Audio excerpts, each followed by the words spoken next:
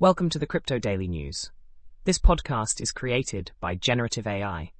Today is November 13th, 2024, and we're diving into the latest developments in the world of cryptocurrency.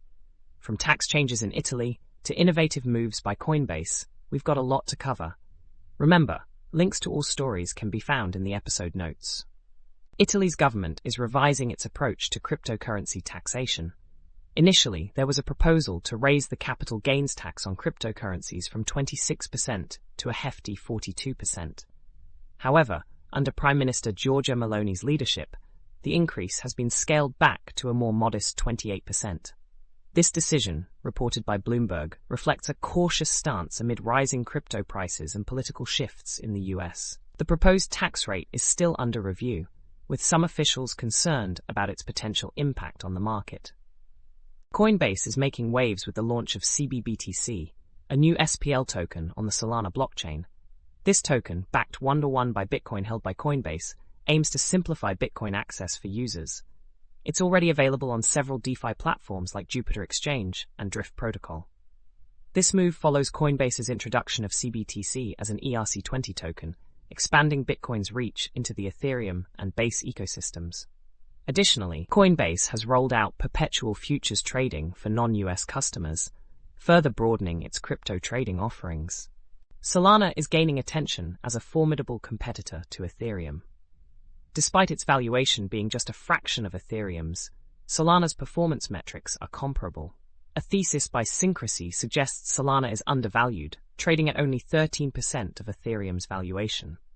As Solana's ecosystem grows, it could potentially lead the crypto economy alongside Bitcoin and Ethereum. The report highlights a shift in investment strategies, emphasizing the importance of application-driven revenue over infrastructure.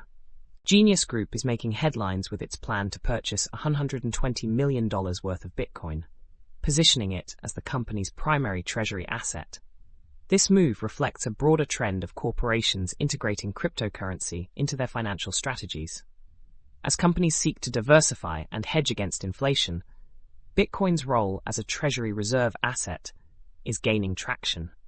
This decision by Genius Group could inspire other corporations to follow suit. Celo is experiencing a surge in stablecoin usage, surpassing Tron in daily active addresses.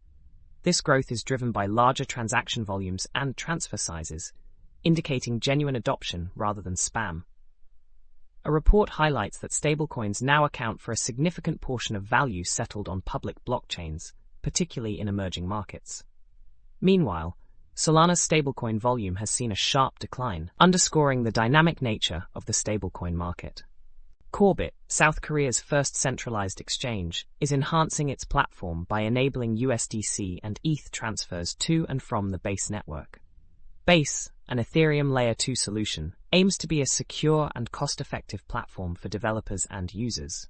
This integration is expected to boost innovation in South Korea's blockchain sector, aligning with Korbit's vision of advancing the blockchain experience for its users. That's all for today's episode of the Crypto Daily News. We hope you found these insights into the ever-evolving world of cryptocurrency informative. Be sure to check the episode notes for links to all the stories we've covered. Join us again tomorrow for more updates. Stay informed and keep exploring the world of crypto.